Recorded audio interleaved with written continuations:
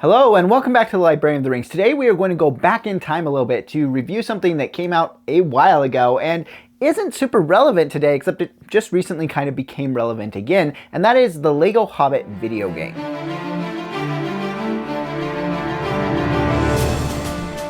Welcome back, my name is Ben, I'm the Librarian. Today we're talking all about the Lego Hobbit video game. Now I just recently replayed through this game on the Nintendo 2DS. So often to play a game like this that's been out for a while, this game came out in 2014, you need some old hardware to do it. So I did it on this device right here. Fortunately, I like to keep old video game systems up and running, particularly Nintendo systems, which is why I was playing it here, because that's what I was able to find it for. Now, it just recently became kind of relevant again because Amazon Prime members who play on PC were able to get this game and the Lord of the Rings Lego game for free. There were a bunch of Lord of the Rings video games that were kind of out there for free to help coincide with the release of Amazon Prime's Rings of Power Season 2. So some people have been playing this again, and I wanted to review this a while ago just because I like to look back at different adaptations of Tolkien's work. Particularly, The Hobbit is probably my favorite of Tolkien's books, and so I love to see different adaptations of it. So let's talk about this game and how it was to play it, particularly how it was to play it now in 2024,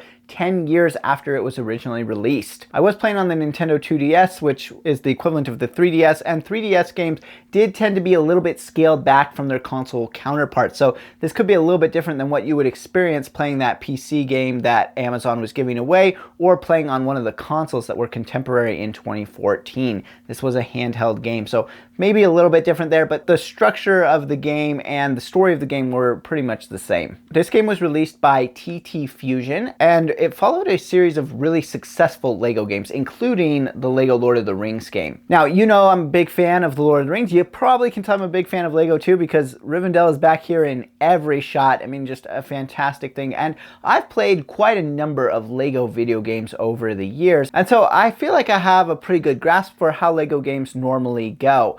And to be honest, I'd say that the Lord of the Rings Lego game, if my memory serves me correctly, and I plan to play through it again sometime soon, but if my memory serves me correctly, it was one of the best games I'd ever played. It was just really, really well put together. And unfortunately, we can't say that for the Hobbit video game. Now, this is an adaptation of an adaptation, right? So we are taking Tolkien's work in The Hobbit. It was adapted by Peter Jackson and his team for the Hobbit films, and then it was adapted by TT Fusion into the Lego video game. And so you've got these multiple layers of adaptation that are going on here. And traditionally that's been really actually quite good. The Lego genre of video games is super funny, easy to play, really fun, and almost always are well reviewed.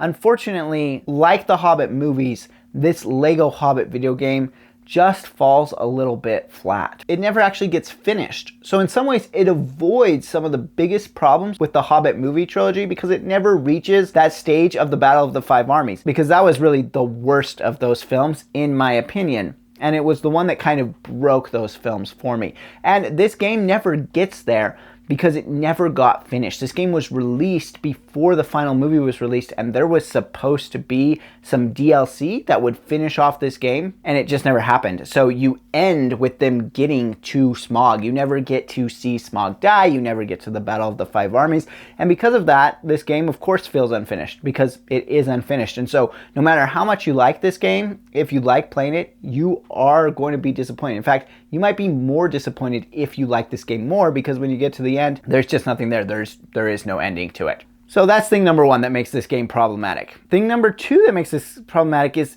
it's not an easy game to kind of play. One of the big features of Lego video games is their replayability. Because they come with so many characters, you want to go back and replay levels because each character will have some different attribute that allows you to access some different part of the level, get some different collectible here, or be able to reach a new area there. And you can do that here. There are actually lots and lots of characters in this game, which is fun. It's really great to see so many Hobbit characters brought to life in a Lego video game like this. Unfortunately, the replayability is hurt by the difficulty of navigating the world map. The world map is just weird to navigate. It's difficult to get where you want to be to try and unlock the thing you're trying to get to. They really needed some kind of quick navigation option, which maybe exists and I just couldn't find it. But if you can't find it, that's just as big a problem as not having it. So definitely the navigation hurts the replayability of this. It doesn't really come into as much a factor when you're just playing through the story mode, when you're just progressing.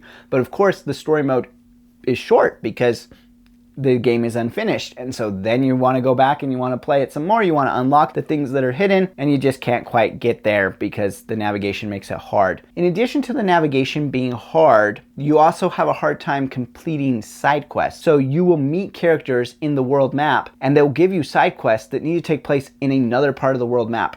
And so that navigation is difficult because you have to remember where the side quest is, you have to remember where the person who gave you the side quest is, and then you have to get back and forth between them, complete the side quest, come back and get the reward, and it's just not a good gaming experience at all. So unfortunately, I can't recommend this game, but let's talk about a few things that are good about it, because maybe if you are a die-hard enough Tolkien fan or Lego fan like I am, you're going to want to have the game just because you want to have the game even if it's not the best. So there are a few things that I thought were really good about this. One is the Lego humor. The Lego humor is always there in Lego games, and this one doesn't disappoint. There are plenty of moments that are just Lego funny in this game during the cutscenes or the things that you can do in the levels. So that is still intact, and it's still a great part of this game. Then we have the dwarves. This game had a similar challenge to what the movies they were adapting had, and that was trying to turn each dwarf into a unique character. This was one of the things that they talked about when they were making the Jackson films, is each dwarf in the Hobbit text doesn't really have to be unique because they can just kind of fade into the background.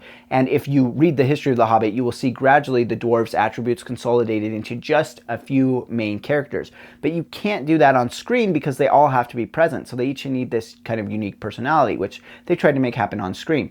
For the video game, they needed each dwarf to have a unique skill that they could do, so that you needed to play with all of them.